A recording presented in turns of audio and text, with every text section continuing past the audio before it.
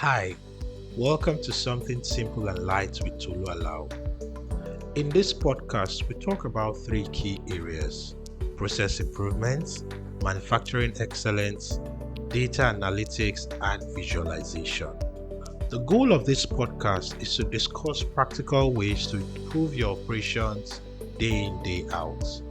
Wow, there's so much to cover in these episodes, and I really hope that you pick one or two things that you can apply in your operations immediately. Fantastic. Let's jump into today's discussion. So, in today's episode, we talk about value, right? And value is such a critical part of process improvement. In fact, when I have discussions on Lean, which is a methodology used in process improvement, one of the first things you want to get alignment on is the definition of what is value, right? In the context of that process, in the context of that particular operation, how do we determine value? How do we define value? How do we recognize that value has been created, right? Because the whole purpose of improving a process is to, produce as much value as possible with minimal waste, right? Waste is also a very critical element of process improvement that we'll talk about in some later episodes.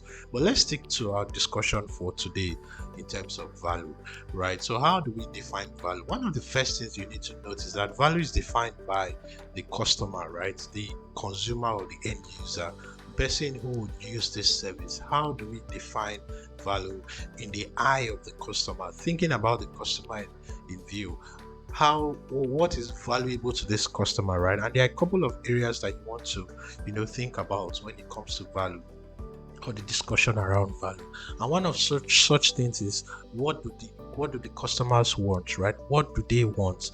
When do they want it, right? That's another thing. Where do they want it? In what quantities, right? In what varieties do they want those things, right? Because again, you want to be sure that you are giving customers the right thing in the right place, right? In the right quantities, right? In the right varieties, and all of that. So that's one element of thinking about value. Next element about thinking about value is that, remember I said that it's the customer that recognizes value, right? So the customer is the one who says, "Oh, this is valuable to me," right? And so in your own operation, you need to think about, how does the customer perceive value? What is their perception of value as it relates to my operations, right? Another thing to think about value is whether a transformation occurs, right? So when something is transformed from one form to the other, right, we say value has been created. So if I bring raw materials, so as an example, let's say I bring in corn, or what we call maize, right? I bring that in its raw form. I've just harvested those raw corn, right? Transforming it from maize to cornflakes, right? To some form of to popcorn, for instance, a transformation has occurred, right? So I've added value. So it's not the same as when I got it as raw corn, right? As raw materials, but I've transformed it into something else, right? And then I can say I've added value.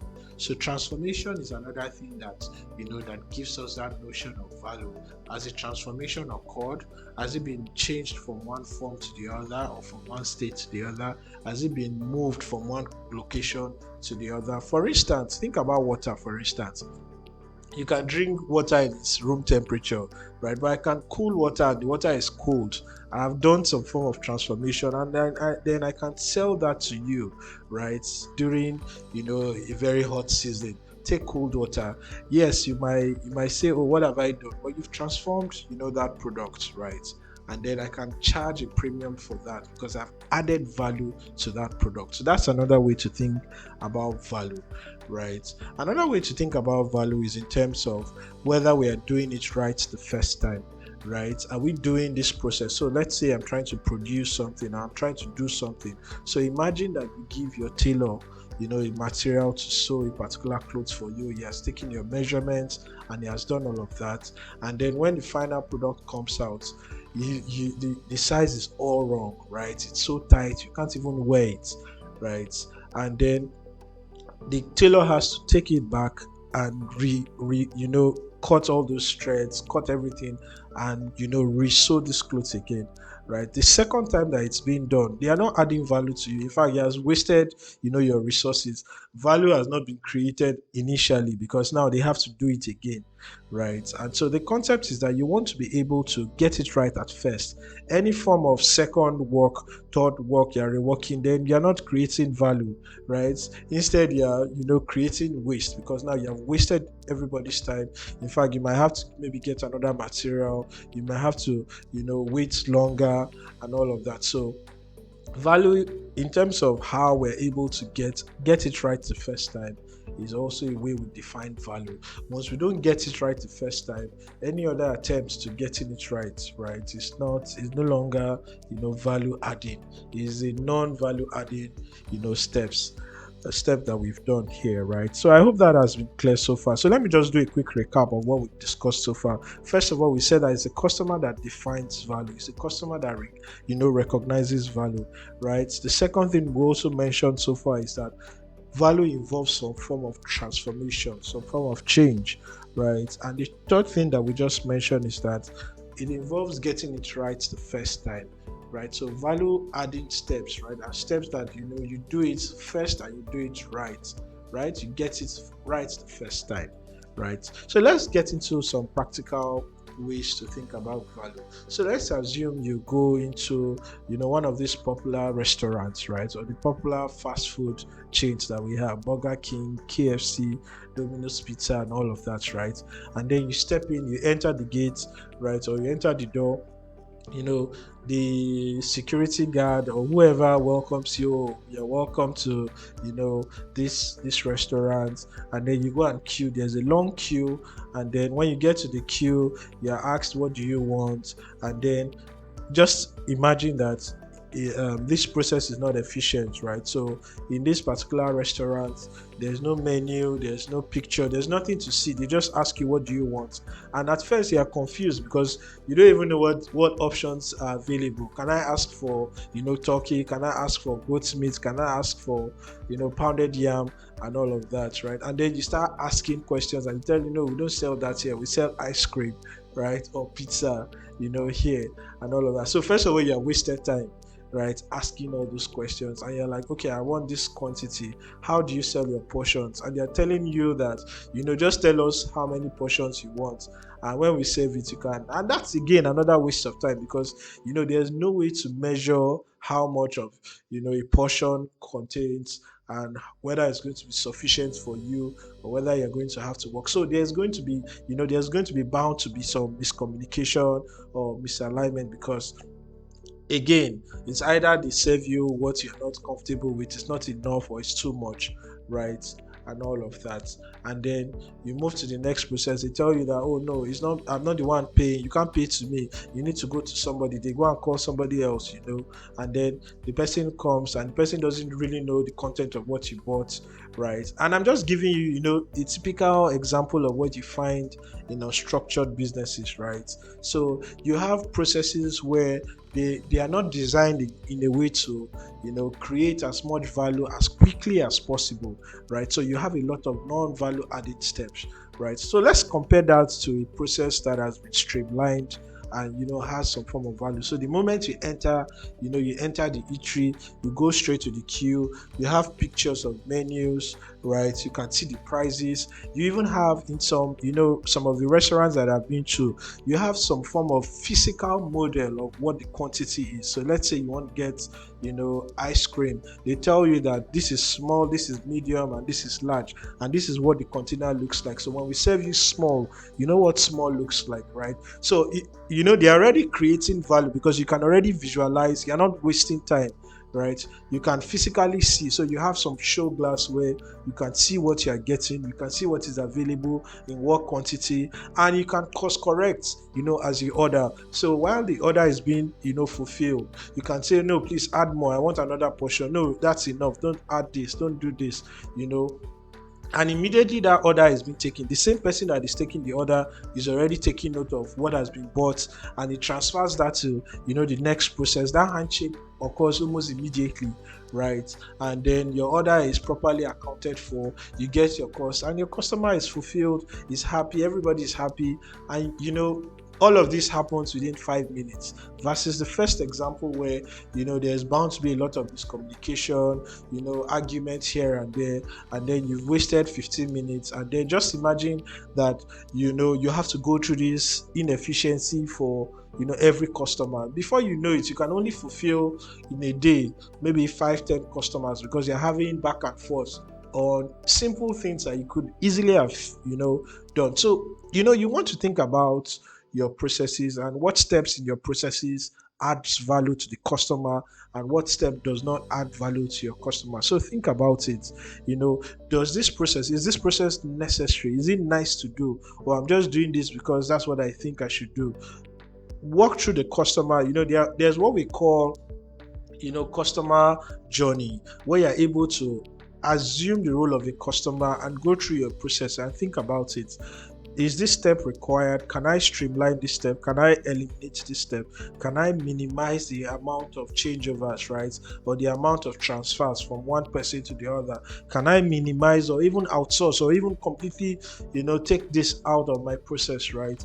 This is what you want to think about in the way you handle your processes, right? And just to keep you thinking in the right direction, let me give you some examples in some industries, right? So for instance, in manufacturing industry, right, any process step or activity that transforms a product or a deliverable in such a way that the customer is aware and is willing to pay for it, then I would say value has been created, right? So if you go back to our example on the corn, right, I'm trying to manufacture cornflakes. The customer knows that I receive raw corn, right, from the farm, and it goes through my process of cleaning, of heating, of whatever process, right? Customer is aware that this goes through all these steps to remove germs, to remove metals, to remove, and all of these are value added, because they add some form of value to these products, right? So we are removing waste, we are removing dirt, we are removing things that shouldn't be there, and we are producing it in an hygienic environment and transforming my raw corn into popcorn or cornflakes. Then of course I'm willing to pay for that, right? Because the alternative is to eat the raw corn. I don't want to do that, right? So that's value, right? Again, remember that some transformation is occurring here, right? And so I can say, yeah, value is being added. Let's think about another industry like healthcare, right? In the healthcare industry, any activity or task that moves the patient, right, through awareness or education or prevention or diagnosis or treatment, right, and is performed correctly the first time, right? So remember again the concept of getting it right the first time, right, while meeting health, safety, and regulatory standards. I would say, of course, and the customer is willing to pay, for this activity, then I've added value. So think about it. You get to a hospital and you're being told that, oh no, this wound needs to be dressed. That's education, right? And then somebody comes to clean that wound. They apply medicine on it. They tell you that, oh, this is the diagnosis. You've run some tests. There's some infection, you need to treat this, they've given you drugs.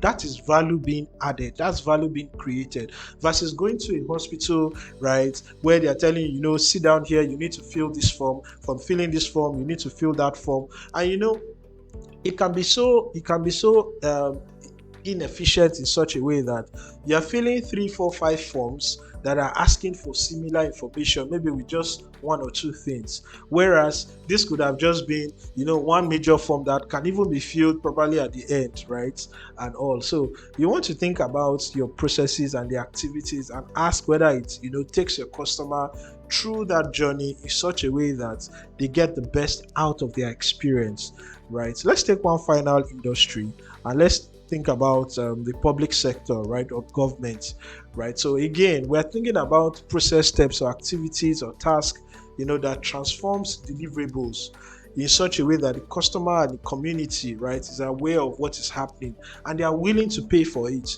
right? So let's say you go to a common, department or function that we patronize here in this country, Nigeria, is trying to get your international passport, right? Or trying to do your NIN enrollment, that's your identification, national identification, and then having to go through those processes. So steps that will take you in such a way that you are able to you're able to see some transformation in terms of, oh, you're doing this documentation, they're capturing these details, versus a system where you have to talk to this person to talk to this person. In fact, you need to know somebody who will take you to somebody, and then inefficiencies here and there, right? So remember the three questions you want to ask about value, right?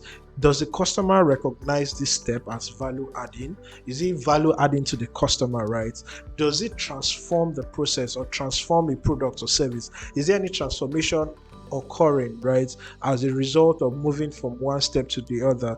If transformation is not occurring, then most likely it's not value adding, and you should consider eliminating that process, or reducing or minimizing, streamlining that process, right? And the final thing you want to consider is whether we are getting it right the first time, right?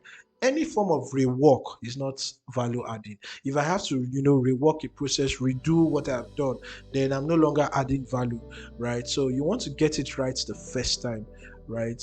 And I hope we've been able to pick something from the discussion today on value, right? So I have a simple task for us today. Think about your process, right? Try to identify steps in your process, your current process, that is value adding, or steps that are not value adding, and think of ways that you can either streamline them or eliminate them altogether.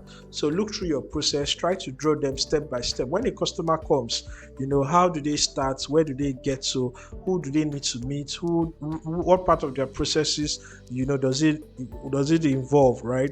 How do I need to start from the beginning and get my orders fulfilled? So if I'm in the service industry, for instance, how is my customer going to start from the process, get that service, and then get payments done and all of that, and finalize that service? Or what's the process required to get a product manufactured from the beginning to the end, right? And what can you do to make the process more efficient? So this is such an important discussion in terms of value, and how you can recognize value adding steps and come up with ways to streamline it.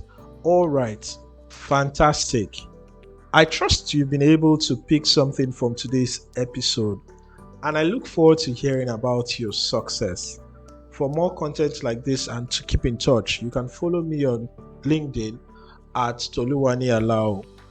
You can also subscribe and follow me on YouTube, also at Tolu Alao.